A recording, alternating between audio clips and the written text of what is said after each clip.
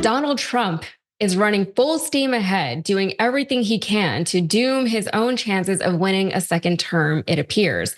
Fresh off of reports that Speaker Johnson is attempting to fund the government until after the election in a stopgap measure that he must appease both the moderates and extreme flanks of his party to pass.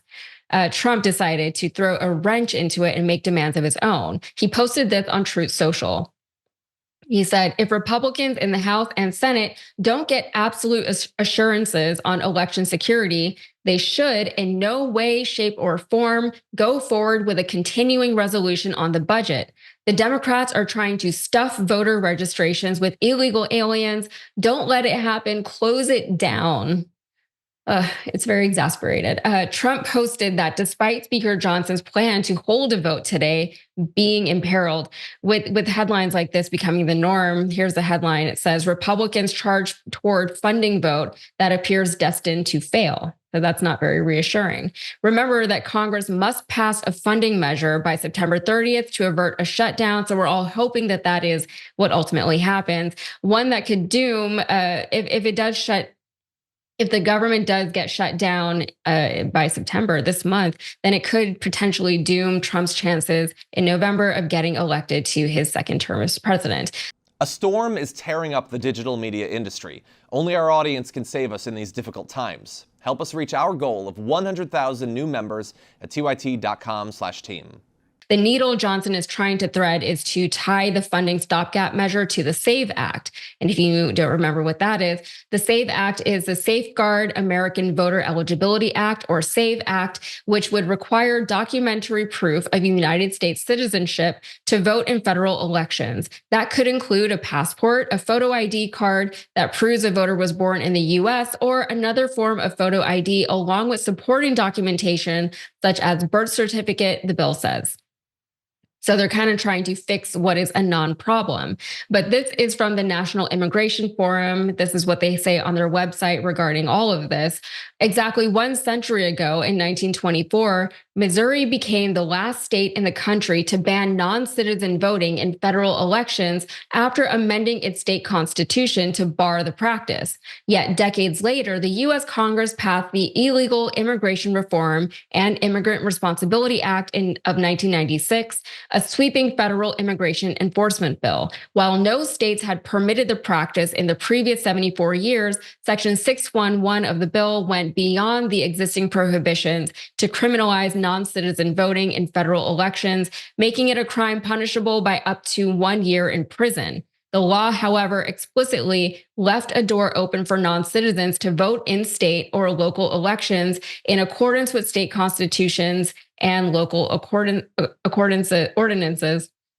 While no state constitutions allow non-citizens to vote in state elections, some municipalities do permit them to vote in local elections. All right, so they're trying to pass a bill to make it harder to register to vote, even as several states are actively purging voters from their rolls, including Texas. And I live in Texas, so I'm very familiar with this. Johnson's contention is that if the GOP House passes the bill and the Democratic-controlled Senate or White House do not sign it, then blame will fall on the Democrats come November. It's all just going to look bad for the Republican Party overall. So they're saying that there really isn't a benefit to pushing this measure, and they're saying that this is a bad strategy coming from Johnson. Now it seems that Trump is supporting Johnson's plan there, but he's forgetting one crucial detail. Johnson's bill will likely not even pass the House, as at least 6 GOP House members have already publicly stated they will not vote for it. As for Democratic House leadership, Hakeem Jeffries has called the bill dead on arrival. House Minority Leader Hakeem Jeffries tells reporters of the CR, why would extreme MAGA Republicans put a bill on the floor that they know is dead on arrival, might not even have the votes to pass the House, and certainly will see no daylight in the United States Senate? So don't expect a helping hand from them this time. Brett, what do you think is Trump's strategy here with all of this? He the takeaway from his strategy that everybody has pretty much come to understand watching Trump's behavior over the last month since he found out he was going up against Kamala Harris is Trump is actually a horrible negotiator, which is such a sad fact to admit, given the fact that his entire identity is based on him being this great deal maker. Like the fact that there was a debate at all yesterday and not before that and not on Fox News shows that Trump's a bad negotiator. He said, let's do it this day early. We'll do it with these rules. He didn't get any of that. Kamala was like, let's do it on September 10th. That's my position. And she got her way. Trump, he doesn't understand that all the stuff that Johnson was doing behind the scenes could have preserved the possibility that Democrats could be seen as against election security and against, I don't know, keeping the government running and keeping like things normal and open and being good leaders. Until Donald Trump shows up and goes like, I want to be the one responsible for shutting down the government. He did it before and he still didn't learn his lessons. Does everyone remember that moment where I forget if it was the Oval Office or some other room in the White House where he's sitting down with Nancy Pelosi and Trump goes, I'm going to shut it down. I'm going to shut the government down. And you just watch Pelosi and Schumer look at each other like, did he just say that? Because that's literally all we need to win this negotiation. And he's doing it again. And it gives Kamala Harris and company the chance to say, by the way, this is what Trump does.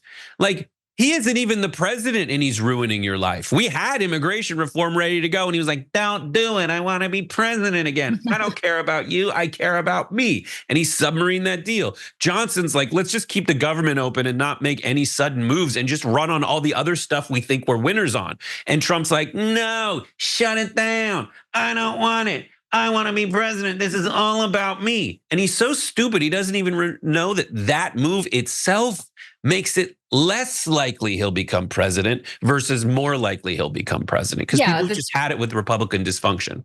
Yeah, just the things that Trump wants to take credit for are very interesting to me because like the things that he wants credit for are things that his own supporters don't like. You know, nobody wants to see the government shut down because that involves all kinds of people across all classes of Americanism, you know, like the postal service, you're not going to get your mail, you're not going to get your trash picked up, all these things that affect every single American person. So this is bad for everyone.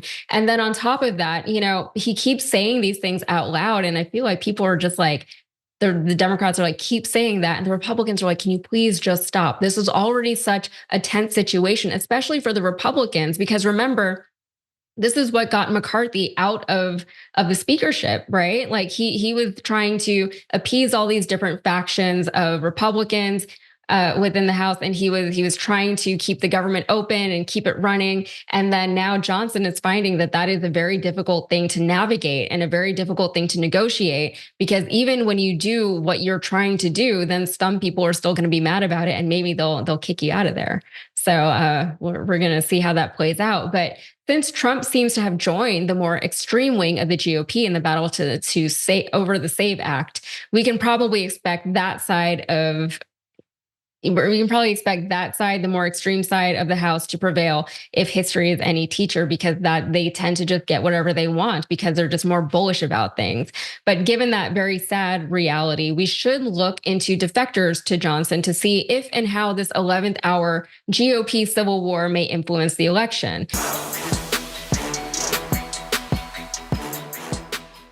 Thanks for watching our video. Did you know that you can support our show by becoming a subscriber? Just click the subscribe button and also ring the bell so that you get notifications when we're live or when we post new content.